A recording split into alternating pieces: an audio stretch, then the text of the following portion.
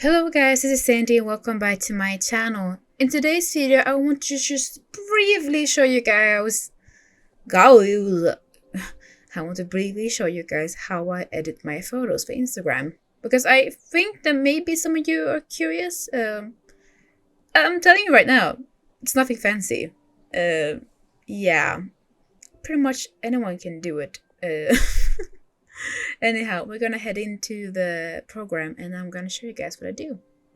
So simply, I'm not gonna use any of the photos I'm taking here, but for example, I want to take a photo and I'm just doing a different field, I'm taking a photo, and then it saves on my computer. So I usually take that photo and then I look what I like the most and then I place it in my program. So we're gonna take a look. So I'll see you guys there. Welcome to my program. It's weird to show you guys my screen in general, but this is my free program I'm using. It's called Medibank Paint Pro. Very good program. It's completely free. It has many different brushes, many different comic ways to do things. You can easily make comics in this. So I decided to have this photo right here. You probably see it on my Instagram later, but anyhow. I want to edit this owl. So I have a basic photo of the owl first. Then I just Control C and then Control V. Copy and I paste a new layer. And then this one places. And then I'm selecting a blending effect, which is multiply. Now you see it's really dark. So I'm just dragging it down slightly. Usually when it is winter photos, I usually make them a little darker and take the light out.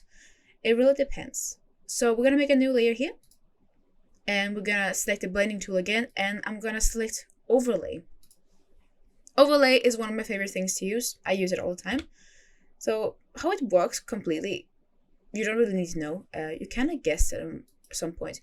It makes things darker and lighter depending on what kind of color lines you're using. So example, let's say I take a warmer color and I go a little bigger.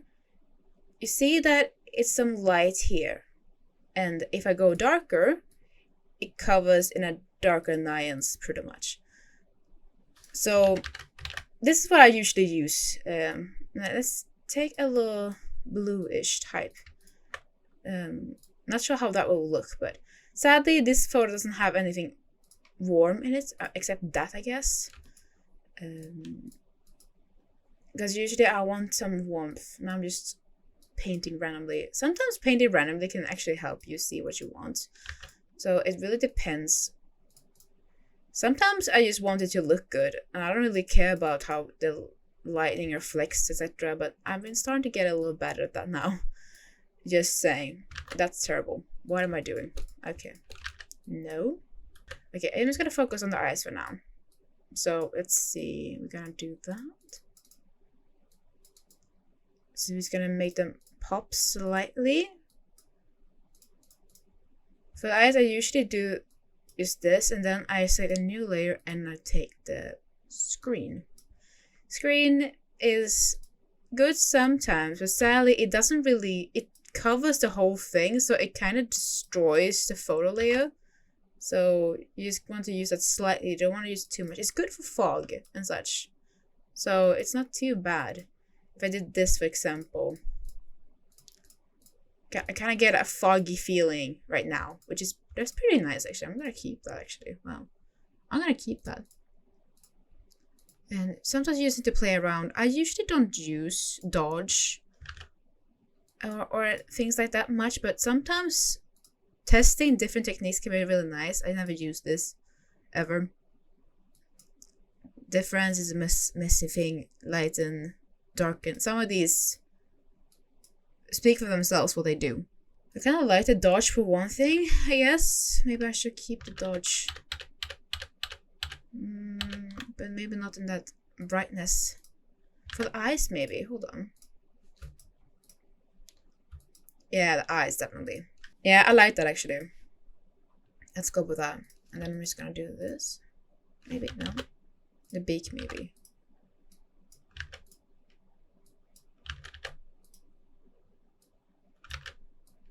I'm telling you, anyone can do this. It's not too complicated. And this program I'm using is completely free. And now I'm just gonna take a little blur tool. Smudge in this program doesn't work that well, so I recommend using the blur, as otherwise it's gonna be a mess. So I'm gonna separate the layers right now. So I'm gonna make a new layer, and then I'm gonna try overlay again and see what happens.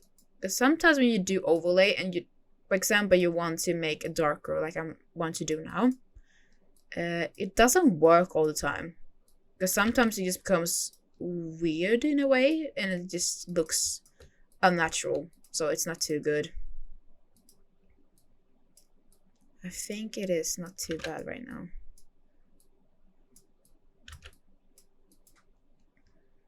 This is like overkill, but yeah, maybe. And a little darker. I think I need to go over with another one. I have a lot of layers. Usually I don't have this many layers, I promise. It just happens now. Because this hour was a little complicated to edit, actually. I didn't expect it to be this hard, but it actually was. So, bear with me. Just bear with me. It'll be fine eventually. Okay, let's see how it looks in the beginning. So this is how it started, pretty much. So this is really important to check how it looked like when you started, and then check how it looks like when you actually are working, because you get so much motivation to see like, oh, it looks different. That's awesome. I didn't think that was possible. Let's see if I can do some other brushes. Yeah, definitely not. It doesn't work that type. Again, I want to have snow, just to make it more effectful. And yeah, snow is not too complicated to make. So I'm just gonna do a tiny one, and then a little bigger one, then even bigger. And I'm just doing a bad snow. Like, this is just simple snow. It's not too complicated. But if you want just some snowy look, and it's kind of blurred, so it kind of makes sense. And a little bit over the owl as well. A little bigger. Okay, I kind of want to... I don't really know where the light is coming from, to be honest. I think there is a light source in this one. So that's the problem. So I kind of want to create one in particular. I meant the shader here, so probably gonna make it over there somewhere, like here. I'm gonna try overlay again and see what happens. I'm gonna want to make it slightly warmer than last time. This picture needs some warmth, I feel. There we go. And just like the blur. And don't be afraid to use different things. So just try out different stuff. It's no harm in trying. It's sad if you don't try, pretty much. So let's see. Yeah, let's do that, I guess. And then, since this is not a light, I kind of want that to be a little brighter since this is the light source. Yeah. Kinda. And then, since this goes there, I'm just gonna do a little darkening here. So this looks a little slightly weird, but sometimes things look weird when you start painting. You just gotta keep going. It looks a little weird, actually. I'm not gonna do that. That maybe? Yeah, I can do that. Just teensy tiny bit. It doesn't have to be too fancy. Okay, I think I'm almost killing. You know when you feel like you're almost killing a piece, you can overwork something, actually. Be careful how much you work on something, because you actually can overdo it, and then you really don't like what you've done, and then you kind of delete the whole thing. So it's kind of sad. Sometimes you overwork it so much that you just don't like it anymore. Oh, okay, let's do the screen again and see. Screen. Yeah, maybe. Okay. I lowered my brush sensitivity as well to see if it will actually help a little bit. So no, I'll just lower this. Just gonna try and do this. Some things might not make sense to you, but it makes sense in my head. Trust me.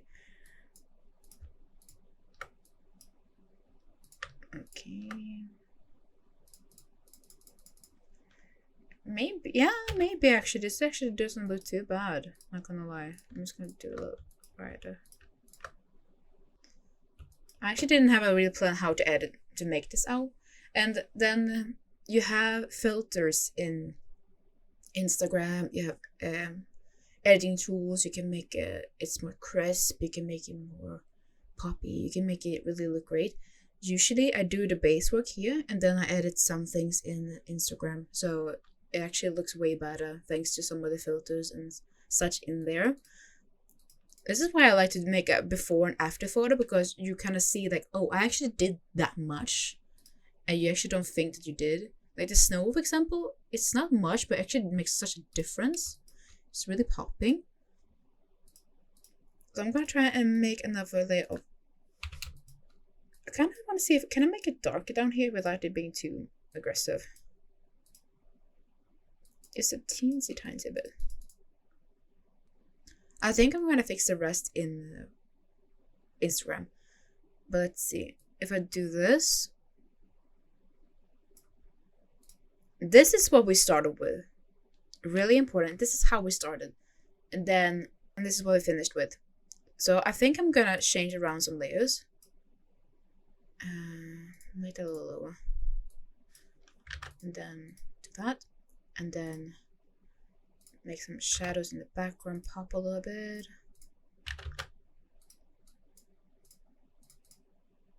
And if this background is not too much, don't forget it. It's there. So sometimes I can forget the background. And then I realize, oh wait, maybe I should do something with it so it actually does pop a little bit. Like that. This looks really cool actually. Wow. Okay, I'm gonna do this. This actually looks really nice. I actually didn't think it would look that nice. But I'm gonna do that.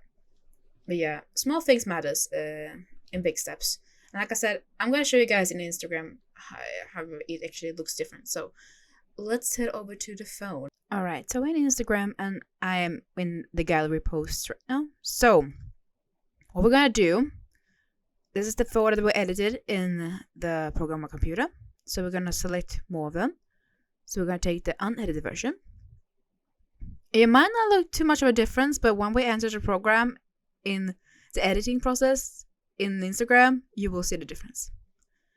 So we're just gonna select this one to edit. The other one we're totally ignoring right now. And you have filters, which is really nice sometimes. Sometimes I just don't use them. I'm just gonna use a little lark in this case. Looks pretty nice. And I usually go in here first. Structure is the one that gives such a popping effect. Look at that. And then I go down and I go up. There is such a huge difference to this sort of thing. And then I'm using sharpen. So usually I use structure and sharpen. Not too much sharpen because usually it gets too crisp. And I don't like that.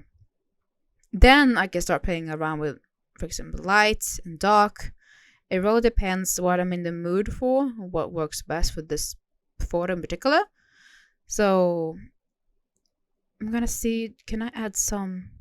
And I usually add this tool as well up here to see what he actually recommend me doing with the photo. Okay, a little shadows, okay. And a little warmth maybe as well would be nice. It's too cold in my opinion. That's too warm. Yeah, around there maybe. This is the edited version. Unedited. There's a huge difference. This is why I'm doing this, so I can see both of them and see actually what I've done. So this is pretty much how I make my edits. But yeah, that's how I make my edits for Instagram, etc, etc. What do you guys think? I actually love making edits for Instagram at some points because it's really simple. It doesn't take too much effort. And it actually is really soothing sometimes to make some small edits that takes like 10 minutes. It doesn't have to take too long. But yeah, let me know what you guys think. If you have ever been curious how I edit my photos, I highly doubt it, but this is how I do it in a way. Anyway, thank you guys so much for watching, and I will see you all very, very soon. Bye bye. Lucky, I'll never edit down. More to go. I've been recording so many videos now. I know you're tired. I am too. I'll see you guys soon. Bye.